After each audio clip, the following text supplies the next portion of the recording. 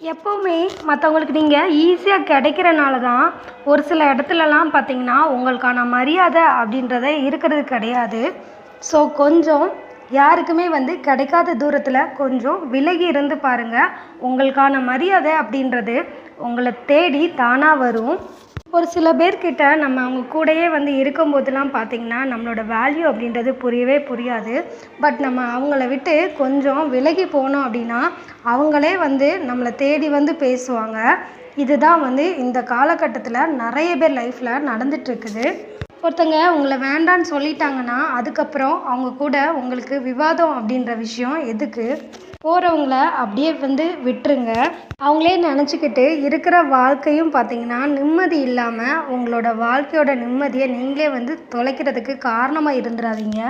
சில சமயத்தில் மனுஷங்க கூட மிருகமாக மாறிடுறாங்க. ஒரு சில டயத்தில் மிருகங்கள் கூட மனுஷத்தன்மையை உணர்ந்து நடந்துக்குது. ஸோ இங்கே யார் எப்போ எப்படி மாறுவாங்க அப்படின்றது அது அவங்கவுங்களுக்கு மட்டும்தான் வெளிச்சம். அதை எந்த வகையிலையும் நம்ம கணிச்சிட முடியாது. நம்மளோட கஷ்டத்துலேயும் சந்தோஷத்துலேயும் நம்ம கூட பங்கெடுத்து நம்மளோட சந்தோஷம் ஒரு மடங்கு இருக்குன்னா அதை பல மடங்காக மாற்றுறவங்களும், நம்மளோட கஷ்டங்கள் ஒரு மடங்காக இருக்குன்னா அதை ஒன்றுமே இல்லாமல் மாற்றுறாங்க பார்த்தீங்களா? அவங்க தான் பார்த்திங்கன்னா உங்கள் லைஃப்பில் உங்களுக்கு கிடைச்ச உண்மையான உறவு அப்படின்ற ஒரு பர்சன்.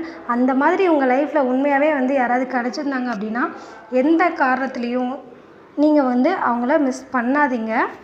அப்படிப்பட்டவங்கள தவிர உங்கள் லைஃப்பில் இருக்கிற எல்லாருமே பார்த்திங்கன்னா உங்களை டயத்துக்கு தக்கன பயன்படுத்துகிற பச்சோந்திகள் தான் அப்படின்றதையும் உங்களோட ஞாபகத்தில் வச்சுக்கோங்க. இந்த உலகத்தில் மிகச்சிறந்த வாழ்க்கை அப்படின்றது ஒன்றுமே இல்லை.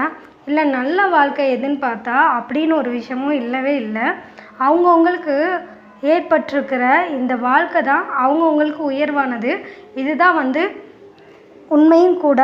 ஆனால் இதை நிறைய பேர் ஏற்றுக்க மறுக்கிறோம். இதை நீங்கள் உணர்ந்துக்கிட்டாவே போதும், உங்களோட லைஃப் சிறப்பாக தான் இருக்குது அப்படின்ற ஒரு ஃபீலிங்ஸ் உங்களுக்கே வரும்.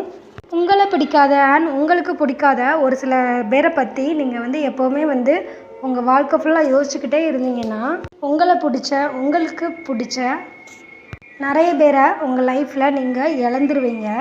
யார் நம்ம கண்ணீரை துடைப்பாங்க, யார் நம்மளை கை கொடுத்து தூக்குவாங்க அப்படின்னு நம்ம லைஃப்பில் முழுசாக நம்புகிறோமோ அவங்க தான் நம்ம கஷ்டப்படுறதுக்கே காரணமாக நிறைய விஷயத்தில் நடந்துப்பாங்க. ஆண்களோட வாழ்க்கை முக்கால்வாசி பேருக்கு எப்படி இருக்குது அப்படின்னா பிடிக்காத வேலை, மன நிறைவே இல்லாத சம்பளம், புரிஞ்சிக்காத உறவு. அப்படி உறவே இருந்தாலும் அதை வச்சு நிறைய தொல்லைகள், கடன் சுமைகள், நம்பிக்கை துரோகம், ஏமாற்றம், இழப்புக்கள், எதிர்பாராத வழிகள் இவையெல்லாம் சேர்ந்தது தான் ஒரு ஆணோட ஒட்டுமொத்த வாழ்க்கையாகவே இந்த காலகட்டத்தில் இருந்துகிட்ருக்கு.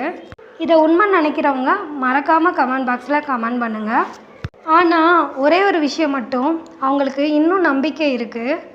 நம்ம இன்றைக்கி இல்லைன்னா நாளைக்கு நம்மளோட லைஃப் மாறிடும் அப்படின்ற நம்பிக்கை.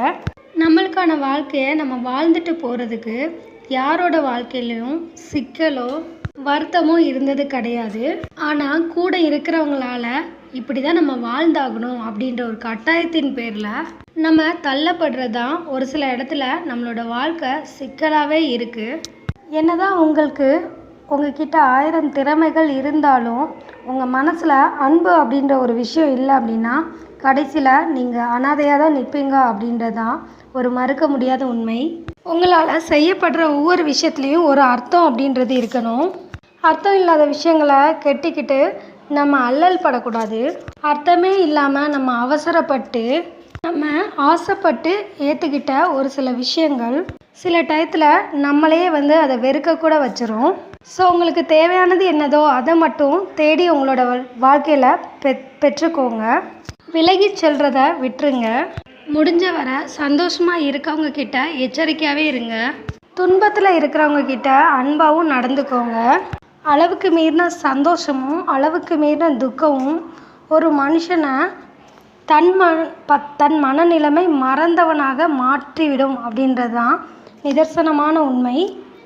ஸோ எதுவுமே நம்மளுக்கு அளவோடு இருந்தால் நம்ம வாழ்க்கை உண்மையாகவே ரொம்ப நல்லா இருக்கும். இது மாதிரி அடுத்தது யூஸ்ஃபுல்லான வீடியோஸ்க்கு நம்ம சேனலை மறக்காமல் சப்ஸ்கிரைப் பண்ணிக்கோங்க. பெல் ஐகானை